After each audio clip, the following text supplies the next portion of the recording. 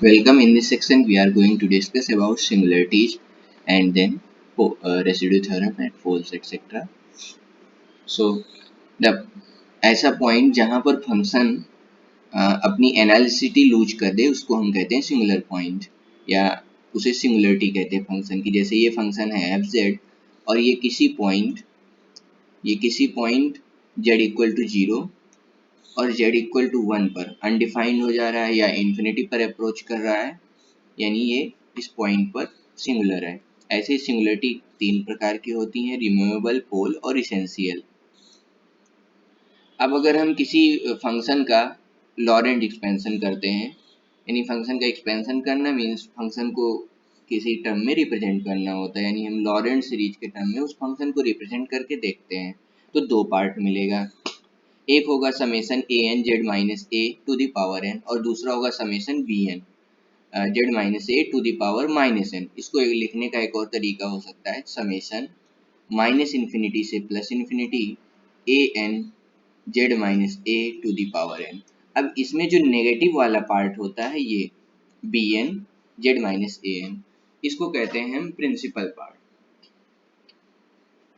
Z minus ए पर removable singularity होती है अगर प्रिंसिपल पार्ट में कोई भी टर्म नहीं है तो उसको हम रिमूवेबल सिंगुलरिटी कहते हैं। जैसे ये रहा एक function sine Z by Z, अगर हम इसको एक्सपेंड करके देखें तो साइन सीरीज का expansion one plus Z Z cube by five ऐसे करके और अपॉन जेड कर देंगे तो देखें जेड प्लस जेड स्क्वायर, तो इसमें जेड वाला टर्म कैंसिल हो रहा होगा। ऐसी सिचुएशन में देखते हैं one by Z minus Z cube by three factorial plus Z five by five factorial and so on, और इसको वन बाई जेड से डिवाइड किया तो यहाँ हम साफ साफ देख सकते हैं कि प्रिंसिपल पार्ट यानी जिसमें नेगेटिव पावर वाले टर्म्स एक भी नहीं है। जेड इक्वल टू ए को अगर हम पोल कहते हैं ऑर्डर एन का, अगर प्रिंसिपल पार्ट में फाइनाइट नंबर ऑफ टर्म्स हैं। अगर इनफाइनाइट हो गए तो वो अगली इसेंशियल वाली सिंगुलरिटी हो जाएगी। अगर पोल होना है, पोल होने के लिए सम कुछ फाइनाइट नंबर ऑफ टर्म्स होने चाहिए। पोल ऑफ ऑर्डर वन को हम सिंपल पोल कहते हैं। जैसे कोई फंक्शन लेते हैं हम जेड स्क्वायर प्लस वन और जेड माइनस वन का क्यूब, ये रहा हमारा फंक्शन। तो Z equal to minus one पर ये फंक्शन क्या हो रहा है, जीरो हो जा रहा है, और जेड इक्वल टू वन पर भी ये नीचे जीरो हो रहा है। पर अगर हम इसका एक्सपेंशन करके देखेंगे तो हमें दो ही तीन चार टर्म मिलेंगे, यानी फाइनाइट नंबर ऑफ टर्म्स मिलेंगे। अगर हम इसका पार्शियल फ्रैक्शन लें तो हमें क्या मिलेगा, z square plus one upon something ऐसे one upon z plus one upon Z minus one का क्यूब, ए इसको ए मान लेते, a upon plus b upon Z minus one का cube plus b upon Z minus one का square plus c plus d upon Z minus one, ऐसा कुछ मिलेगा। यानी हमें नीचे प्रिंसिपल पार्ट में यानी जो नेगेटिव पावर्स वाले टर्म हैं वो हमें फाइनाइट नंबर में मिल रहे हैं। इट मीन्स ये पोल हुआ। जेड इक्वल टू ए पर इसेंशियल सिंगुलरिटी कब होगा, जब प्रिंसिपल पार्ट में हमें इनफाइनाइट नंबर ऑफ टर्म्स मिल जाएं सच दैट ये एक फंक्शन है ई की पावर वन बाई जेड, अगर हम इसको एक्सपेंड करेंगे तो हमें यहाँ इनफाइनाइट टर्म्स मिलते हैं। ये वही है ई की पावर एक्स का expansion is equal to one plus one upon x upon two factorial, ऐसे एक्स अपॉन वन फैक्टोरियल, ऐसे एक्स की power zero upon zero factorial plus x power one upon one factorial plus x की power two upon two factorial and so on. तो हमने क्या किया, x को one by z से replace कर दिया तो ये वाली सीरीज मिल गई। अब इसमें हम देख सकते हैं जो नेगेटिव पावर्स वाले टर्म हैं वो ढेर सारे हैं, इनफाइनाइट हैं, तो ये क्या हो गया, इसेंशियल सिंगुलरिटी हो गई। अल्टरनेटिव डेफिनेशन भी है इसके लिए, हम अलग तरीके से भी डिफाइन कर सकते हैं। जेड इक्वल टू ए पर रिमूवेबल सिंगुलरिटी होती है अगर जो लिमिट है F Z tending to A वो फाइनाइट आ जाए, यानी sine Z by Z limit Z tending to zero पर फाइनाइट वैल्यू आ रही तो हम इसको कहते हैं रिमूवेबल सिंगुलरिटी। यानी ऐसे केस में भी जो जो टर्म होंगे प्रिंसिपल पार्ट के वो नहीं होंगे, उसको कहेंगे रिमूवेबल सिंगुलरिटी। यानी इस अगर हम इसको एक्सपेंड करने की कोशिश करें इस लिमिट को तो हम क्या पाएंगे, हम ये पाएंगे कि जेड एक नॉन जीरो टर्म है बट नियर टू जीरो है, ऐसी सिचुएशन में साइन जेड के एक्सपेंशन में हमें कोई भी प्रिंसिपल पार्ट निगेटिव नहीं मिलेगा, तो ये डेफिनेशन सेटिस्फाइड। ऐसे ही पोल पोल क्या होगा, अगर जेड टेंडिंग टू इन्फिनिटी पर लिमिट भी इन्फिनिटी या माइनस इन्फिनिटी चली जाए, यानी कहने का क्या मतलब है, जेड इक्वल टू समथिंग पर वो जो लिमिट की वैल्यू है वो इन्फानाइट जा रही, मीन्स एक्सपेंशन जब हम कर रहे हैं तो वो इन्फानाइटली एक्सपेंड हो रहा है और कोई वैल्यू डालने पर हमें फंक्शन की वैल्यू बहुत लार्ज मिल रही है। जेड इक्वल टू ए पर इसेंशियल सिंगुलरिटी होगी अगर जेड टेंडिंग टू ए की लिमिट ही ना एग्जिस्ट करे। लिमिट ना एग्जिस्ट करने का क्या सेंस हुआ, यानी बहुत सारे टर्म्स होंगे, प्लस इन्फानाइट में भी होंगे, माइनस इन्फानाइट में होंगे, यानी जो प्रिंसिपल पार्ट है वो इन्फानाइट हो जाएगा।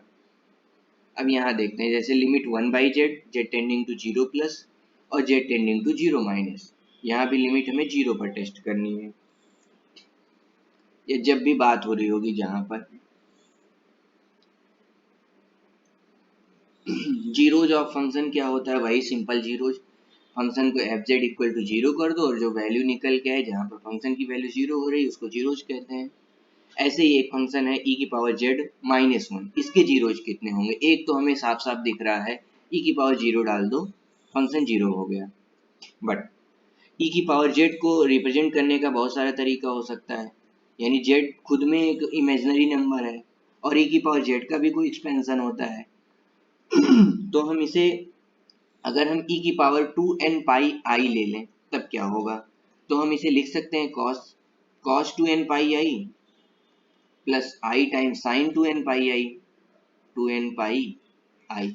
अब ये साइन वाला टर्म क्या हो जाएगा, जीरो हो जाएगा 2 पाई पे, बट ये कॉस वाला टर्म क्या होगा, 1 होगा, यानी इसका एक रूट जो रूट आ सकता है वो 2n पाई आई के टर्म में आएगा, इसलिए इसके इन्फानाइट नंबर ऑफ जीरोज हैं। अब लिमिट पॉइंट क्या होता है, जो हमें सीक्वेंस मिल रहा है जेड का, उसमें जो n है, यानी सीक्वेंस क्या होता है, n पर डिफाइंड होता है, ऐसे ही हमें जीरोज के लिए जो हम रिप्रेजेंटेशन ले रहे हैं यानी 2n पाई आई इस टाइप का, इसमें हम n को इन्फिनिटी पर भेजें और लिमिट भी अगर इन्फिनिटी पर जा रही है तो हम उसे कहते हैं, यहाँ पर तो लिमिट पॉइंट इन्फिनिटी पर जा रहा है, तो यानी इस फंक्शन के लिए लिमिट पॉइंट क्या हुआ, इन्फिनाइट हुआ, कभी 2 पर जाएगा n tending to infinity, suppose that हमने जेड लिया और वो x आ गया तो x होगा उसका लिमिट पॉइंट। अगर हम किसी फंक्शन की बात करें e की पावर z माइनस वन, अब यहाँ पर 2n पाई आई पे फंक्शन क्या हो रहा है, इन्फानाइट हो रहा है, और अगर इसका एक्सपेंशन करके देखें या जो भी इस पॉइंट पर ये फंक्शन क्या हो रहा है, ये e की पावर z माइनस वन के टर्म में, यानी फाइनाइट नंबर में आ रहा है, इसे हम पोल कह सकते हैं। और अगर हम इसका लिमिट पॉइंट निकालें 2n पाई आई यहाँ क्या है, पोल है, और अगर हम इसका लिमिट पॉइंट निकालें 2n पाई आई के लिए तो वो हमें क्या मिल रहा है, इन्फिनिटी मिल रहा है n को इन्फिनिटी डालने पर। तो लिमिट पॉइंट ऑफ जीरोज को आइसोलेटेड इसेंशियल सिंगुलरिटी कहते हैं और लिमिट पॉइंट ऑफ पोल को नॉन आइसोलेटेड इसेंशियल सिंगुलरिटी कहते हैं। यानी ये जो लिमिट पॉइंट आया है ये पोल के लिए निकाला है हमने, ये नॉन आइसोलेटेड इसेंशियल सिंगुलरिटी है, और अगर यहाँ हम निकालें तो ये आइसोलेटेड इसेंशियल सिंगुलरिटी है, यानी इनफाइनाइटवां टर्म, यानी लास्ट वाला टर्म जो है वो सिंगुलरिटी है। Find all the singularity of F Z equal to tan 1/z with the type, ये क्वेश्चन लिया tan 1/z, तो tan को हम साइन और कॉस में लिख सकते हैं, साइन बाई कॉस में लिख दिया। अब सिंगुलरिटी निकालने की कोशिश करते हैं, अगर हम ऊपर वाला टर्म जीरो करेंगे तो हमें जीरोज मिलते हैं, नीचे वाला टर्म जीरो करते हैं तो हमें सिंगुलरिटी मिलती है। cos 1/z को जीरो किया तो हमें क्या मिल जाएगा, cos जीरो कब होता है, 2n यानी 2n+1 π/2, यानी ऑड मल्टीपल ऑफ 1/2, राइट। तो 1/z को हम लिख सकते हैं 2/2n+1 पाई, तो ये जो पॉइंट आ रहे हैं वो क्या होंगे, सिंगुलरिटी होंगे। अब आगे हम टेस्ट करते हैं ये लिमिट पॉइंट क्या होगा इसका, यानी अगर हम इसमें n को इन्फिनिटी डाल दें तो हमें क्या मिलेगा, जीरो मिल जाएगा। यानी लिमिट पॉइंट इस पर्टिकुलर फंक्शन के लिए क्या हो गया, 0 हो गया। अब पोल्स पोल्स की अगर बात करें, यानी ये -1 के टर्म में आ रहा है, यानी सिंगल टर्म्स आ रहे हैं। अगर हम इनकी पर्टिकुलर वैल्यूज लेते जाएं, हमें अलग अलग वैल्यूज मिलती जाएंगी जेड की। तो ये जो अलग अलग वैल्यूज हैं वो क्या है, पोल हैं। और इनका जो एक्सपेंशन है, अगर हम ये देखें, ये तो वो कैसा है, वो हमें सिंपल टाइप का पोल दे रहा है, यानी केवल फाइनाइट नंबर ऑफ टर्म्स पे वैल्यूज मिल रही हैं। यानी 2 पाई पे हमें मिल रहा है 3 पाई, 2/3 पाई पे एंड सो ऑन। तो यहाँ लिमिट पॉइंट 0 है। और लिमिट पॉइंट ऑफ पोल्स को हम क्या कहते हैं, नॉन आइसोलेटेड इसेंशियल सिंगुलरिटी कहते हैं। अब हम जीरोज की बात करते हैं। जीरोज हमने निकाला 2n पाई आई, इस पे भी इंफिनिटी पर टेस्ट किया, 0 आ गया। तो ये 0 यहाँ पर isolated essential singularity. Question paper में अगर क्वेश्चन में ऐसा कुछ पूछता है तो हमें कोई एक से लिमिट पॉइंट निकाल के रख लेना है। इस तरह से लिमिट पॉइंट पे सिंगुलरिटी निकाल के रख लेनी है। यहाँ दोनों बातें सही हैं, कंफ्यूजिंग हो सकती हैं। एंड टेंडिंग टू इन्फिनिटी पर एक ये आ रहा है आइसोलेटेड इसेंशियल सिंगुलरिटी, और ये non isolated essential singularity for pole. तो कोई एक कंसीडर कर सकते हैं ऐसे केस में। अब आते हैं रेसिड्यू की बात करने। z इक्वल टू a को हम आइसोलेटेड इसेंशियल सिंगुलरिटी कहते हैं। ये सब तो डेफिनेशन हो गई। लॉरेंट एक्सपेंशन ऑफ फंक्शन का इस तरह लिख सकते हैं। इस एक्सपेंशन में जो z 1/z माइनस a का कॉफिशिएंट होगा वही क्या होगा, हमारा रेसिड्यू कहलाएगा। यानी फर्स्ट जो एक्सपेंशन होगा जो नॉन -1 की पावर वाला, वही हमारा रेसिड्यू होगा। तो residue at Z equal to 1 या जेड इक्वल टू ए हम क्या लिख सकते हैं, 1/2 pi I F z upon Z minus a minus n plus 1। इस फार्मूला से निकालने की कोशिश करेंगे। यानी वो क्या है, हम बी एन निकालने की कोशिश कर रहे हैं बेसिकली। और जो जो रेसिड्यू है, रेसिड्यू क्या होता है, बी ऑफ -1 होता है। ठीक, इसको हम अपना पोल कहते हैं, वो रेसिड्यू एट पोल कहते हैं। तो चलते हैं निकालते हैं। यानी फर्स्ट वैल्यू पर हमें कॉफिशिएंट चाहिए, तो हम इसे कैसे लिख सकते हैं, हम लिख सकते हैं कि integral f z upon Z minus a minus n plus 1, यानी 1/2 pi i integral f Z D z z minus A to the power n minus 1। ये क्या है, कॉफिशिएंट। कौन सा, अगर हम रिकॉल करें लास्ट, अगर हम इस तरह लिखते थे ना,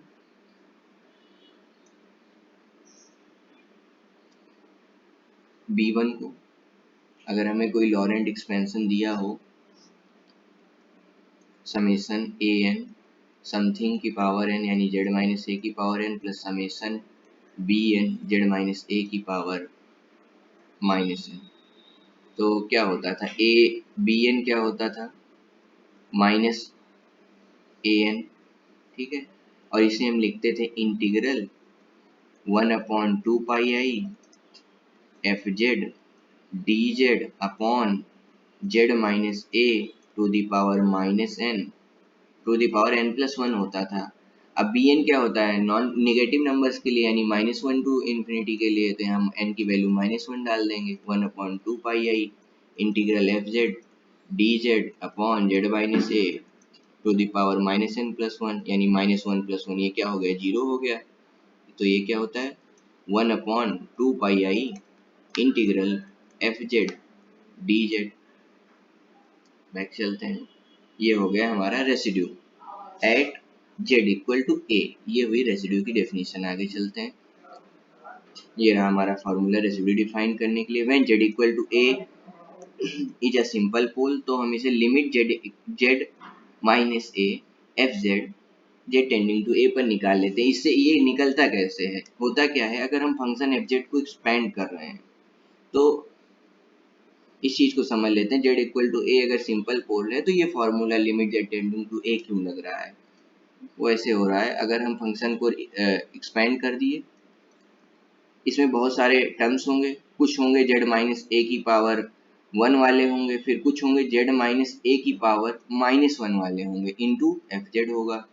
तो हमें ज़रूरत किसकी है? हमें इस वाले टर्म की ज़रूरत है, और हमने लिमिट क्या लगाई है? लिमिट z माइनस ए, इससे कर दिया है मल्टीप्लाई, यानी z माइनस ए वाले टर्म से, इस टोटल फंक्शन में से। तो ये जो केवल पर्टिकुलर जो पोल्स वाला फंक्शन कॉफिशिएंट बचेगा वहाँ पर फंक्शन का, यानी इंटू, अगर हम सीरीज लिख दें, सपोज करते हैं एक छोटी सी सीरीज लिखते हैं, summation B N Z minus A to the power N plus summation A N Z minus A to the power N, और हमने जेड माइनस ए से मल्टीप्लाई कर दिया और लिमिट लगा ली जेड टेंडिंग टू ए की।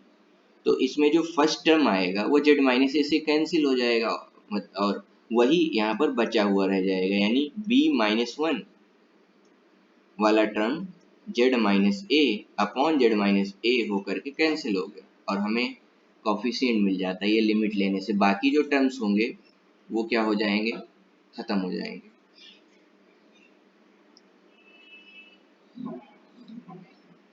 अगर सिंपल पोल है तो सिंपल पोल मतलब यानी केवल एक ही एक्सपेंशन है, यानी हम इसको निकाल लेंगे, और बाकी जो पॉजिटिव ऑर्डर के टर्म्स होंगे वो तो वैसे भी जीरो होने हैं। तो दैट्स वाई ये पहला तरीका हुआ सिंपल पोल के लिए।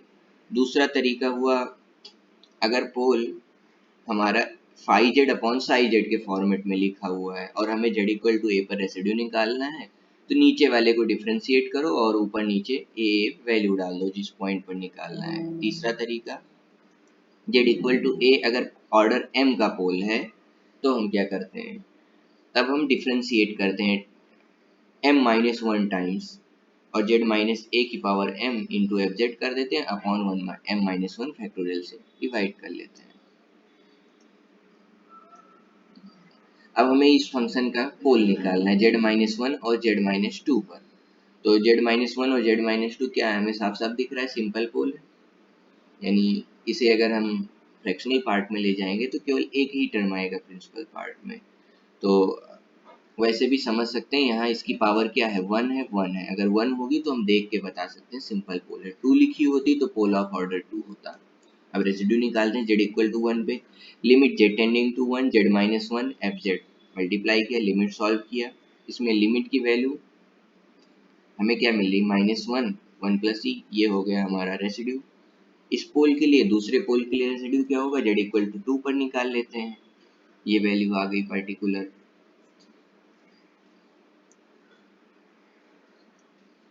Residue of function Z square plus 3 at the pole Z cube. अब ये यहाँ 0 पर 3 ऑर्डर का पोल है, थर्ड ऑर्डर, और जेड इक्वल टू -1 पर 1 का है। तो इसके लिए हम क्या करेंगे? इसके लिए हमें लॉजिक लगाना होगा, वही डिफ्रेंशिएट करने वाला है, D m-1 upon D dz of m-1 times F Z into Z minus A to the power m into 1 upon m-1 का फैक्टोरियल। ये फॉर्मूला हम यूज कर सकते हैं, यानी अगर हम यहाँ m की वैल्यू ले लें 3, तो हमें 3-1 यानी 2 dz2 of F Z into Z minus A to the power 3 upon m-1 यानी 2 का फैक्टोरियल। ये फॉर्मूला यूज करना है, वही चीज़ हमने यहाँ पर कर लिया है। z इक्वल टू 0 पर 1 अपॉन ये स्क्वायर किया, ये जेड क्यूब से मल्टीप्लाई किया, अब ये जेड क्यूब कैंसिल, और limit Z tending to 0 differentiate किया और लिमिट 0 पर पुट कर दी फॉर्मूला, और हमें एक पर्टिकुलर आंसर मिल गया -4। इसको डिफ्रेंशिएट करने के लिए वही u बाई v का फॉर्मूला लगाया है, क्योंकि ये function u by v format में है।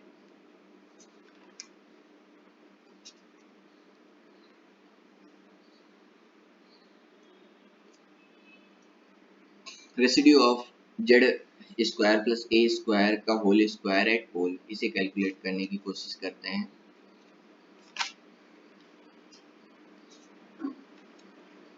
अब सबसे पहले इसका नेसेसरी हो जाता है कि हम फैक्टराइज कर लें, अगर हमें पोल निकालना है तो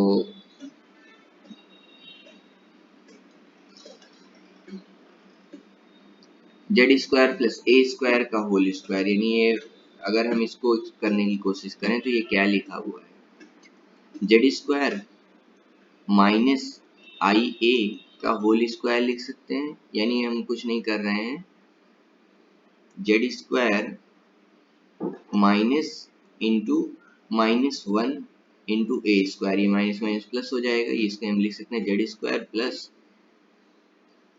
माइनस आई ए का होल स्क्वायर, यानी आई स्क्वायर की जो वैल्यू होती है वो -1 होती है। ये हो गया जेड। अब ए माइनस बी, ए प्लस बी वाली आइडेंटिटी लगा देंगे, ए स्क्वायर माइनस बी स्क्वायर वाली, तो ये फैक्टराइज हो जाएगा। Z minus I A into Z plus i ए का स्क्वायर, यानी यहाँ ये जो स्क्वायर वाला टर्म था, ये क्या मिल गया हमको, सेकेंड ऑर्डर का पोल मिल गया। अब इस पर हम अपना काम करेंगे, यानी डिफरेंशिएट करेंगे, लिमिट डालेंगे, वैल्यूज निकालेंगे। तो करते हैं, ये सेकंड का है तो यानी हमें d1 by D Z one करना है और 1 फैक्टोरियल से डिवाइड करना है, और z माइनस जो हमारा जीरो हो जाए, z माइनस एक्स कह लेते हैं एक समय के लिए, इसका स्क्वायर से अब z में मल्टीप्लाई करना है। तो शुरू करते हैं। अगर हम बात करें d by D Z of, सबसे पहले हम पोल से मल्टीप्लाई कर लेते हैं, यानी चल एक एक पोल पर हम रेसिड्यू निकालेंगे। Residue at z equal to i a, इस पर कोशिश करते हैं। Limit z tending to i a, z minus I a multiplied with d by D Z of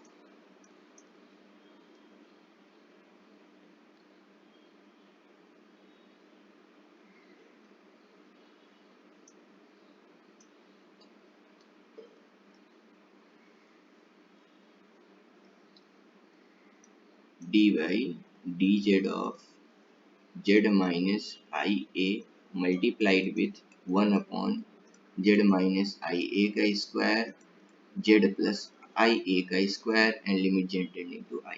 इसको डिफ्रेंशिएट करेंगे 1 अपॉन 1 फैक्टोरियल, ये टर्म और ये टर्म कैंसिल हो गया, इसको डिफ्रेंशिएट करते हैं। इसकी वैल्यू क्या आएगी, limit z tending to i ए, और इसको डिफ्रेंशिएट करते हैं तो -2 अपॉन जेड प्लस आई ए का क्यूब। आई ए वैल्यू डाल देते हैं, -2 upon I A plus i ए का क्यूब, क्या हो गया, -2 अपॉन 2 आई ए का क्यूब, यानी 2 का क्यूब इंटू आई ए का क्यूब। हमें क्या मिल जाएगा, -2/8 आई का क्यूब होता है -i, यानी ये हो जाएगा -i इंटू ए का क्यूब, तो हमें मिल जाएगा -1/4 ए क्यूब, ऊपर आई को हमने ऊपर भेज दिया, आई अपॉन, ये आंसर हो गया पहले पोल के लिए। अब दूसरे पोल पर कैलकुलेट करते हैं। Residue at z equal to -i, इसको करते हैं। फिर वही formula, limit z tending to -ia multiplied d by D Z of multiplied with z plus ia 1 upon z plus ia, ये सेकेंड ऑर्डर सेकेंड पावर में z minus ia, ये cancel और हमें क्या मिल जाएगा, डिफ्रेंशिएट करने के लिए 1 अपॉन जेड माइनस ए का स्क्वायर, इसको डिफ्रेंशिएट करेंगे तो हमें मिलेगा -2 अपॉन जेड माइनस आई ए का क्यूब और limit z tending to -ia, values डाल देते हैं, -2 अपॉन -2 आई ए का क्यूब, -1 का क्यूब -1, और हमें इस सिचुएशन में क्या मिलेगा, -2 अपॉन -2 का क्यूब, 2 का क्यूब यानी 8, -1 का क्यूब यानी -1, आई का क्यूब आई स्क्वायर -1 इंटू आई यानी -i, ए का क्यूब, दो, ये 2 से 2 4 हो गया, माइनस माइनस कैंसिल, और -i ऊपर जाएगा तो ये हो जाएगा i अपॉन 4a का क्यूब। ये दूसरे पोल का।